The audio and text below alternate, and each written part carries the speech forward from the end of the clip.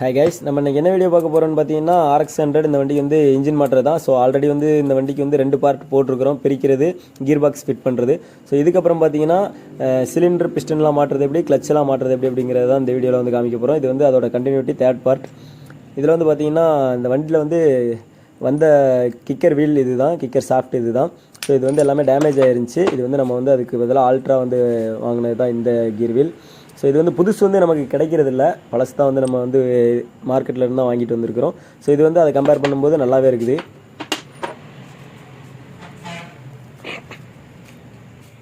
So இது வந்து பார்த்திங்கன்னா கிக்கர் வீல்லேருந்து வர்ற ஃப்ளை வீலுக்கு தான் வரும். ஸோ கிக்கர் வீல் தான் வந்து நமக்கு இந்த ஃப்ளை வீலை சுற்றி விட்டு அதுக்கப்புறம் கிளச் பெல்லு சுற்றி கிராங்க் ரொட்டேட் ஆகி நமக்கு வந்து இன்ஜின் வந்து ஸ்டார்ட் ஆகும். ஸோ அதுக்கு வந்து பார்த்திங்கன்னா சர்க்கிள் பிளாக் வந்து வரும். அதை வந்து கீழே ஒன்று போட்டுட்டு அதுக்கு மேலே ஒரு வாஷர் போட்டுக்கலாம். அந்த வாஷர் போட்டுட்டு அதுக்கப்புறம் அந்த ஃப்ளை வீல் போட்டுட்டு அதுக்கு மேலே ஒரு வாஷர், ஒரு லாக்கு. ஸோ இது எதுக்காகன்னு பார்த்தீங்கன்னா இது வந்து ஃப்ளை வீல் வந்து ஃப்ரீயாக சுற்றணும் அப்படிங்கிறதுக்காக தான் இந்த வாஷர், இத்தனை லாக் இதெல்லாமே. உள்பக்கம் போடுற லாக் வந்து ஒரு குறிப்பிட்ட ரேஞ்சு தாண்டி அந்த ஃப்ளை வீல் உள்ளே போகக்கூடாது, எதுலேயும் வந்து டச் ஆகக்கூடாதுங்கிறக்காக கொடுத்துருக்குறாங்க. வெளியில் போடுற லாக் வந்து நமக்கு வீல் வந்து வெளியில் வந்துடக்கூடாதுங்கிறக்காக கொடுத்துருக்குறாங்க. இதில் வந்து கண்டிப்பாக நம்ம வந்து அந்த 2 வாஷருமே போடணும். அந்த 2 வாஷர் போடல அப்படின்னா நமக்கு வந்து கிக்கர்லேருந்து நாய்ஸ் வரும். அதுக்கப்புறம் பார்த்தீங்கன்னா கிளச் சாஃப்ட்டில் வந்து ஒரு பெரிய வாஷர் போட்டுட்டு அதுக்கப்புறம் பார்த்தீங்கன்னா பெல்லு போட்டுக்கலாம்.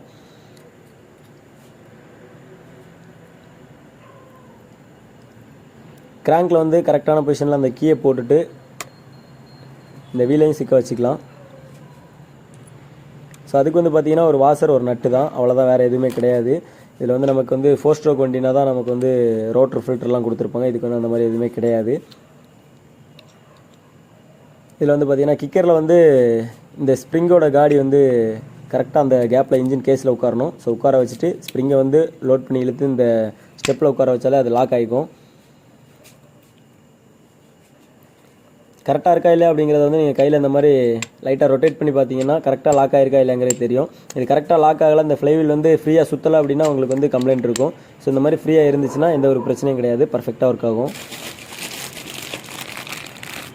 இந்த பெல்லு பார்த்தீங்கன்னா நம்ம வந்து லேத்தில் கொடுத்து செட் பண்ணியாச்சு. ஏன்னா உள்ளே வந்து ரப்பர் புஷ் வரும். ஸோ அந்த ரப்பர் புஷ் வந்து வீக்காக இருந்துச்சு அப்படின்னா ஒரு நாய்ஸ் வரும். எல்லா எமகாலையுமே வந்து நீங்கள் ஃபேஸ் பண்ண கம்ப்ளைண்ட்டாக தான் இருக்கும் அந்த நாய்ஸ் வந்து. ஸோ அது வந்து கிளச்சை பிடிச்சிங்கன்னா அம்மிங் நாய்ஸ் வந்து கம்மியாகும், கிளச்சை விட்டிங்கன்னா ஜாஸ்தியாகும். ஸோ அதுக்காக செட் பண்ணிக்கோங்க. அதுக்கப்புறம் கிளச் ஹவுசிங் பெல்லுக்கு உள்ள ஒரு வாஷர், பெரிய வாஷர் தான் வரும். அதுக்கப்புறம் இன்னர் பெல், அவுட்டர் பெல் 2 பெல்லுமே போடணும். இன்னர் பெல் எல்லாமே வந்து நம்ம ஆல்ரெடி இந்த வண்டிக்கு வந்து பவர் பண்ணிட்டோம். ஸோ அதுக்கப்புறம் ஒரு வாஷர், ஒரு நட்டு போட்டு டைட் பண்ணணும்.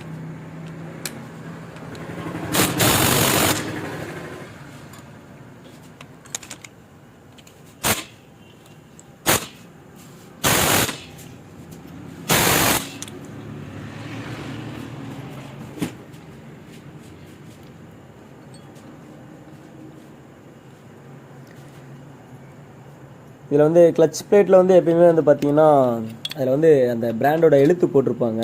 ஸோ அந்த மாதிரி லெட்டர் வர்ற பீஸ் வந்து அதை உங்களை பார்த்த மாதிரி இருக்கிற மாதிரி வச்சுக்கோங்க. ஸ்டீல் பிளேட்டில் வந்து கொஞ்சம் பட்டையாக இருக்கிற மாதிரி இருக்கும், அது வந்து உள்பக்கம் போகிற மாதிரி வச்சுக்கோங்க. ஸோ அப்படி போட்டால் இன்னுமே வந்து பர்ஃபார்மன்ஸ் கொஞ்சம் நல்லாயிருக்கும். ஒரு சிலர் வந்து ஆப்போசிட்டாக போடலாம் அப்படின்னு சொல்லுவாங்க. பட் ஆனால் அதை கம்பேர் பண்ணும்போது நமக்கு இந்த மாதிரி போடும்போது இன்னுமே வந்து பர்ஃபார்மன்ஸ் நல்லா இருக்குது. அதுக்கப்புறம் அந்த ஸ்டீல் பிளேட்டில் வர்ற ஒரு மார்க் கொடுத்துருக்காங்க பார்த்தீங்களா, அந்த மார்க் வந்து ஒவ்வொரு ஸ்டெப் தள்ளி தள்ளி வர மாதிரி போடுங்க. அந்த மாதிரி போட்டாலுமே இன்னுமே வந்து கொஞ்சம் நல்லாயிருக்கும், ஒரே பொசிஷனில் போடாமல் இந்த மாதிரி போடுறதுனால.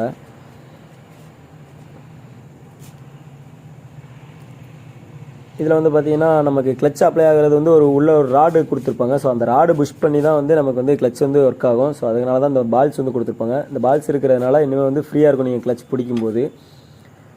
ஸோ அதுக்கப்புறம் பார்த்தீங்கன்னா கிளச் ஸ்டாப்பர், இதுதான் வந்து உங்களுக்கு வந்து கிளச் பிளேட்டை வந்து, அதாவது ஃப்ரிக்ஷன் பிளேட்டையும் கிளச் பெல்லையும் வந்து லைட்டாக பிரித்து கொடுக்கும் நம்ம கிளச்சை பிடிக்கும்போது. ஸோ அதுக்கான அந்த ராடையும் உள்ளே போட்டுக்கலாம். போட்டுட்டு அவுட்டர் பெல் மாட்டணும் அப்படின்னா கரெக்டாக இருக்கும். இந்த அவுட்டர் பெல் மாட்டும் போது கரெக்டாக ஆப்போசிட்டாக வச்சு டைட் பண்ணிக்கோங்க. ஏன் அப்படின்னா இந்த பெல் வந்து கொஞ்சம் ரொம்பவே சாஃப்டான, மற்ற வண்டியை கம்பேர் பண்ணும்போது இது வந்து கொஞ்சம் சாஃப்டாக இருக்கும். ஸோ கொஞ்சம் கிராஸாக டைட் பண்ணாலும் கட் ஆகிடும். ஸோ அதுக்கப்புறம் மறுபடியும் நீங்கள் வந்து புதுசு போடுற மாதிரி இருக்கும். ஸோ அதனால் கரெக்டாக ஆப்போசிட் வச்சு டைட் பண்ணிக்கோங்க.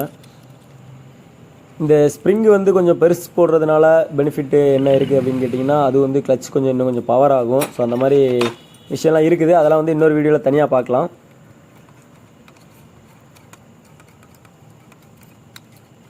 இப்போதைக்கு இந்த மாதிரி ப்ராப்பராக கரெக்டாக சென்டராக வச்சு நீங்கள் வந்து ஆப்போசிட்டாக டைட் பண்ணும்போது எந்த ஒரு பிரச்சனையும் வராது. அப்படி இல்லை அப்படின்னா 100ல் பார்த்தீங்க அப்படின்னா 60% வந்து கண்டிப்பாக வந்து கட்டாகிறக்கான சான்ஸ் அதிகமாக இருக்குது. அதனால் நீங்கள் வந்து கரெக்டாக டைட் பண்ணிக்கோங்க. ஸோ இப்போ கட்டாகலாம் அப்படின்னாலுமே வந்து ஃப்யூச்சரில் வந்து நமக்கு வந்து ரன்னிங்கில் வந்து நம்ம கிளச் அப்ளை பண்ணும்போது அப்போ கட்டாக கூட வாய்ப்பு இருக்குது. ஸோ அந்த மாதிரி கட்டாயிடுச்சு அப்படின்னா நீங்கள் வந்து கியர் போட்டுவிட்டு நம்ம கிளச்சை பிடிச்சி அப்படியே ஸ்டாண்டர்டாக நிற்கும்போது உங்களுக்கு வந்து மூவ் ஆகிட்டே இருக்கும், வண்டி நிற்க முடியாது. அப்புறம் கிளச்சை பிடிச்சிட்டு ஃபஸ்ட்டு கியர் போட்டு நீங்கள் ரிவர்ஸில் இழுக்கணும் அப்படின்னா இழுக்க முடியாது. ஸோ அந்த மாதிரி சின்ன கம்ப்ளைண்ட்லாம் வரும்.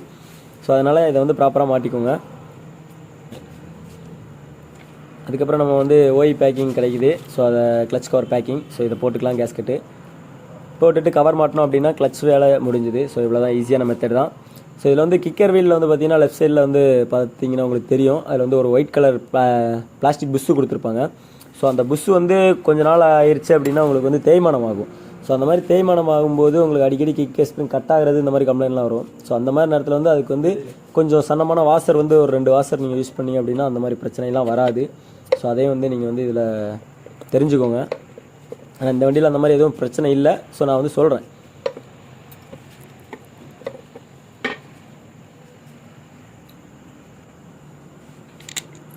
ஸோ எல்லா வண்டிக்குமே நம்ம சொல்கிற மாதிரி தான், கிளச் கவர் போல்ட்டாக இருந்தாலும் சரி, எந்த போல்ட்டாக இருந்தாலும் சரி, எப்பயுமே ஆப்போசிட்டாக டைட் பண்ணிக்கலாம்.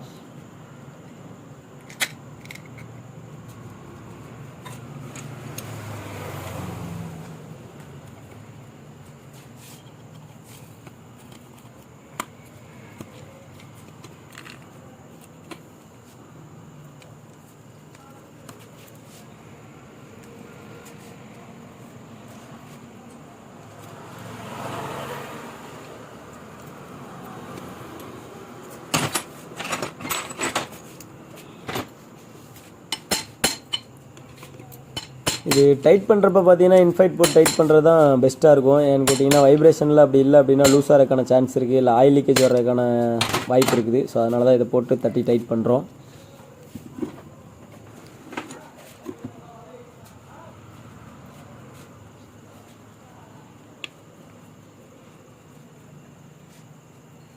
அடுத்தது பார்த்திங்கன்னா நம்ம வந்து பிஸ்டன்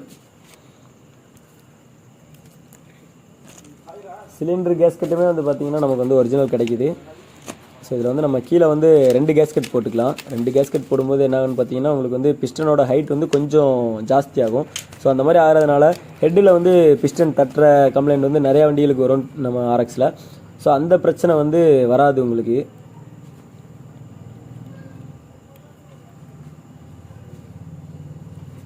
எல்லா ஸ்டெட்டுமே வந்து நல்லா ஃபுல் டைட்டாக இருக்காங்கிறதையும் நம்ம செக் பண்ணிக்கலாம்.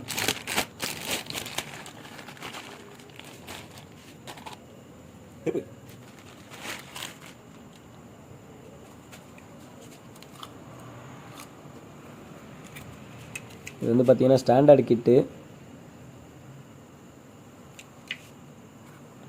நம்ம இப்போ வந்து லேத்தில் கொடுத்து குவைட்ஸ் பிஸ்டன் தான் போட்டிருக்கிறோம். ஸோ அது வந்து ஒரு நல்ல பிராண்டு தான்.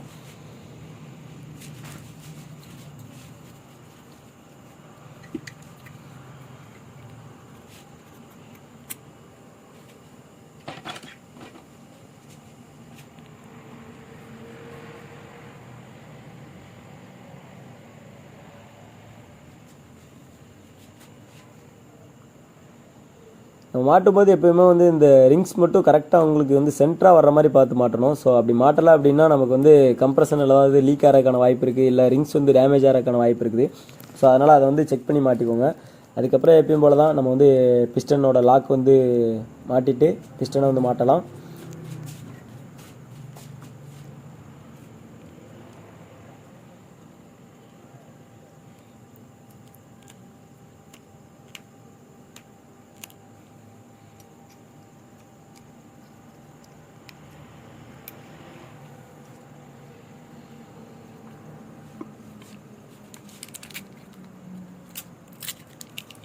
இதில் பார்த்தீங்கன்னா 100க்கும் 135க்கு என்ன டிஃப்ரெண்ட் வரும்னு பார்த்தீங்கன்னா இந்த கை தான். ஸோ கிராங்க் கை தான். இதில் வந்து பார்த்தீங்கன்னா 100க்கு வந்து அந்த இதுதான் கெஜன் பின் பேரிங்னு சொல்லுவாங்க. ஸோ இந்த பின் பேரிங் வந்து 100க்கு வந்து சின்னதாக இருக்கும், 135க்கு வந்து பெருசாக இருக்கும்.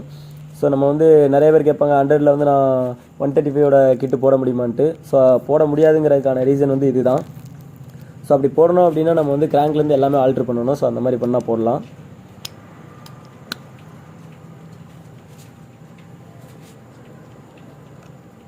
இப்போ நம்ம அந்த பின் பேரிங்கை போட்டுட்டு கரெக்டான பொசிஷனில் அந்த பின்னையும் போட்டு இன்னொரு பக்கமாக வந்து லாக் போட்டோம் அப்படின்னா வேலை முடிஞ்சது. பிஸ்டன் மாட்டுறது ரொம்பவே ஈஸி. இந்த லாக் போடுறதுக்கான பொசிஷனே நான் இப்போ காமிச்சிருப்பேன். ஸோ அந்த மாதிரியே நீங்கள் போடுங்க, அதுதான் வந்து ஈஸியாக இருக்கும்.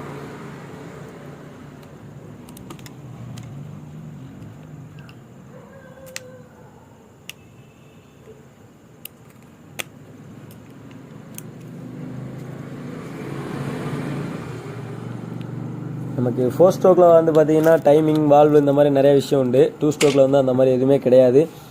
ஸோ அதனால் நம்ம பிஸ்டனை மாட்டிட்டு டேரெக்டாக சிலிண்டரை மாட்டிட்டு அதுக்கப்புறம் ஹெட்டை மாட்டிக்கலாம். சிலிண்டர் மாட்டும்போது நீங்கள் இந்த மாதிரி ஆயில் போட்டு மாட்டுறது ரொம்ப நல்லது. ஏன் அப்படின்னா நமக்கு வந்து ஸ்டார்ட் பண்ணதுமே வந்து உடனே பிஸ்டன் வந்து மேலே எங்கேயும் போயிட்டு வர ஆரம்பிச்சிடும். ஸோ அந்த மாதிரி நேரத்தில் வந்து பெட்ரோல் கூட இருக்கிற ஆயில் வந்து கொஞ்சம் பத்தாது. அதே நேரத்தில் ஃப்ரிக்ஷன் வந்து ஆயில் இல்லாமல் ஓடுறதுனால ஃப்ரிக்ஷன் அதிகமாகி உங்களுக்கு வந்து காயமாகறதுக்கான வாய்ப்பு இருக்குது. ஸோ அதனால் நம்ம வந்து ஆயில் போட்டு மாட்டினோம் அப்படின்னா ரொம்பவே ஃப்ரீயாக இருக்கும். அதே நேரத்தில் நமக்கு வந்து சீக்கிரமாக எந்த ஒரு பிரச்சனையும் வராது. நீங்கள் கரெக்டான பொசிஷனில் வச்சு அந்த ரிங்ஸை மட்டும் நம்ம அழுத்தி பிடிச்சிட்டு சிலிண்டரை வந்து மாட்டினோம் அப்படின்னா ரொம்ப ஈஸியாக இருக்கும்.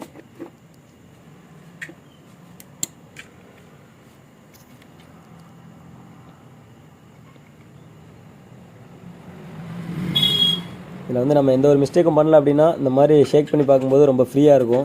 நம்ம ஏதாவது ஒரு மிஸ்டேக் பண்ணியிருந்தாலோ இல்லை வந்து போரில் ஏதாவது கம்ப்ளைண்ட் இருந்துச்சு அப்படின்னா ரொம்பவே டைட்டாக இருக்கும். ஸோ அந்த மாதிரி எதுவும் இல்லை அப்படின்னா எந்த ஒரு பிரச்சனையும் கிடையாது.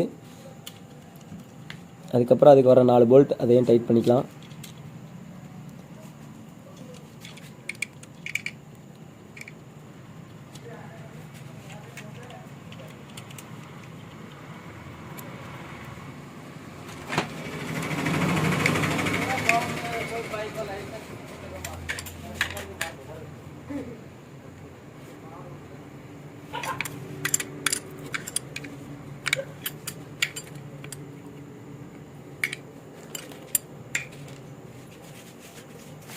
இதுலேயும் பார்த்தீங்கன்னா நம்ம வந்து ஆப்போசிட்டாகவே டைட் பண்ணிக்கலாம். ஏன் அப்படின்னு கேட்டிங்கன்னா இதுலேயும் வந்து ஒன் சைடாக டைட் பண்ணும்போது கொஞ்சம் கிராஸ் ஆகிறதுக்கு வாய்ப்பு இருக்குது. அந்த மாதிரி கிராஸ் ஆகிடுச்சு அப்படின்னா நமக்கு வந்து பிஸ்டன் வந்து சீக்கிரமாக டேமேஜ் ஆகிறதுக்கான வாய்ப்பும் இருக்குது.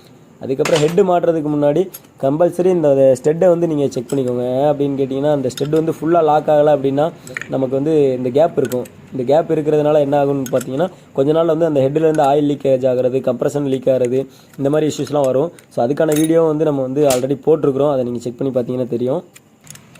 ஸோ அந்த மாதிரி பிரச்சனை வரக்கூடாது அப்படின்னா நீங்கள் வந்து இந்த ஸ்டெட்டை எல்லாத்தையுமே வந்து நல்லா ஒரு டைட் பண்ணிட்டீங்க அப்படின்னா எந்த ஒரு பிரச்சனையும் வராது. ஸோ இந்த மாதிரி டைட் பண்ணிட்டு அதுக்கப்புறம் நம்ம வந்து ஹெட்டை வந்து ஈஸியாக ஃபிக்ஸ் பண்ணிக்கலாம். ஸோ ஹெட்டில் கம்பல்சரி 2 கேஸ்கெட் போடணுமான்னு கேட்டிங்கன்னா தேவைப்பட்டால் போட்டுக்கலாம். பட் ஆனால் தேவையில்லாமல் நான் வந்து போடுறது வந்து வேஸ்ட். 2 கேஸ்கெட் யூஸ் பண்ணுறதுனாலையும் அந்த ஹெட் கேஸ்கெட்டோட லைஃப் வந்து கம்மியாகும். ஏன்னா சிங்கிள் கேஸ்கெட் போடும்போது உங்களுக்கு வந்து நல்லா டைட்டாக பிடிச்சிக்கும். 2 கேஸ்கெட் போடும்போது கொஞ்சம் லைஃப் கம்மியாகும். சீக்கிரமாகவே வந்து அந்த 2 கேஸ்கெட்டுக்கு நடுவில் வந்து கம்ப்ரஷன் லீக் ஆகிறதுக்கான வாய்ப்பு நிறையா இருக்குது. இப்போ நம்ம கேஸ்கெட் போட்டதுக்கப்புறம் ஹெட்டை மட்டும் ஃபிட் பண்ணால் போதும். ஏன்னா இதில் வந்து ஹெட்டில் வந்து பார்த்தீங்கன்னா கம்ப்ரஷனுக்காகவும் ப்ளக்குக்காகவும் மட்டும்தான் இந்த வண்டிக்கு வந்து ஹெட்டு வந்து யூஸ் ஆகுது, வேறு எதுக்காகவும் கிடையாது. ஸோ நமக்கு 4 ஸ்ட்ரோக்கில் தான் வந்து மற்ற எல்லாமே இருக்குது. கேம் ஷாஃப்ட், வால்வு, ராக்ராம் அந்த மாதிரி நிறையா இருக்குது. இதில் வந்து அந்த மாதிரி எந்த ஒரு பிரச்சனையும் கிடையாது. ஸோ ஈஸியாகவே மாட்டிக்கலாம்.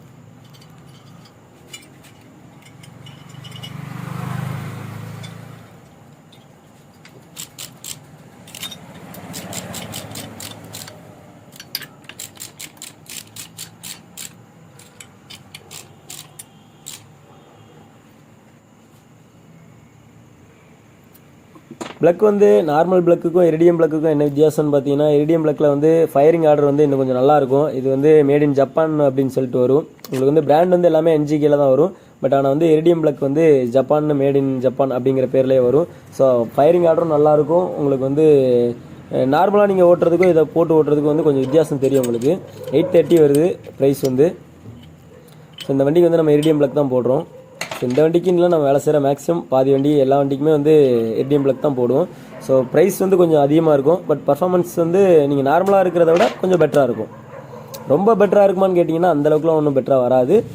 ஓகே அப்படிங்கிற மாதிரி இருக்கும் கண்டிப்பாக நீங்கள் நார்மல் இதை விட. இப்போ நம்ம பெட்டில் ஏற்றுறதெல்லாம் வந்து காமிக்க முடியல. ஸோ அதெல்லாம் காமிச்சோம் அப்படின்னா வந்து ரொம்ப டைமிங் ஜாஸ்தி ஆகுது. ஸோ இப்போ வந்து பெட்டில் ஏற்றி வண்டி வந்து ஸ்டார்ட் பண்ணியாச்சு. வண்டியோட சவுண்ட் வந்து இப்போ கேட்குறதுக்கு எப்படி இருக்குன்னு பாருங்கள். முதல்ல நம்ம கம்பேர் பண்ணுறதுக்கு இப்போ வந்து ரொம்பவே நல்லா இருக்குது சவுண்டு.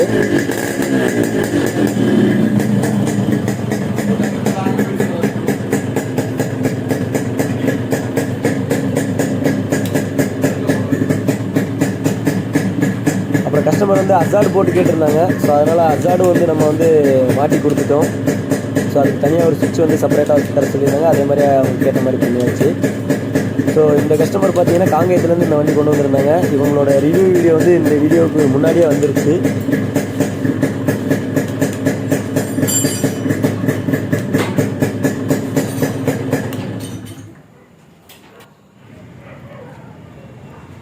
ஸோ ஃபுல்லாக வந்து இன்ஜின் ரிஜிஸ்ட்ரேஷன் பண்ணுறது வந்து இதுதான். ஸோ இந்த மெத்தடில் தான் நாங்கள் வந்து பண்ணிகிட்ருக்குறோம். ஸோ இந்த வீடியோ பிடிச்சிருந்துச்சி அப்படின்னா கண்டிப்பாக மறக்காமல் லைக் பண்ணுங்கள், நம்ம சேனலை சப்ஸ்கிரைப் பண்ணிக்கோங்க. இந்த மாதிரி இன்னுமே வந்து ஆர்எக்ஸோட வீடியோ நிறையா போடுவோம். ஆர்எக்ஸ் மட்டும் இல்லை, எல்லா வண்டியோட வீடியோஸுமே வரும். இப்போதைக்கு நம்ம சேனலில் வந்து ஆர்எக்ஸோட வீடியோ தான் வந்து நிறையா சப்ஸ்கிரைபர் வந்து விரும்பி பார்க்குறதுனால அதிகமாக வந்து ஆர்எக்ஸோட வீடியோ போட்டுட்ருக்குறோம். கூடிய சீக்கிரம் மற்ற வீடியோஸும் நிறையா போடுறதுக்கு நான் ட்ரை பண்ணுறேன். ஏன்னா நம்மளே வீடியோ எடுத்து நம்மளே எடிட் பண்ணி அதுபோக கடையில் ஒர்க்கும் பண்ணி இந்த மாதிரி நிறையா வேலைகள் இருக்கிறதுனால பண்ண முடியறதில்ல.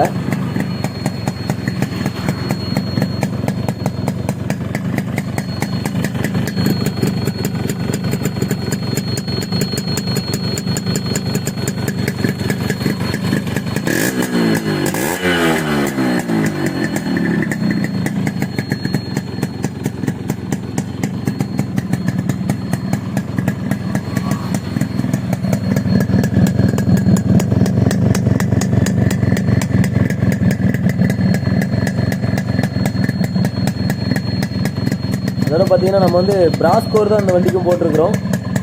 ஸோ அதோட சவுண்டும் எப்படி இருக்குது அப்படிங்கிறத பாருங்கள்.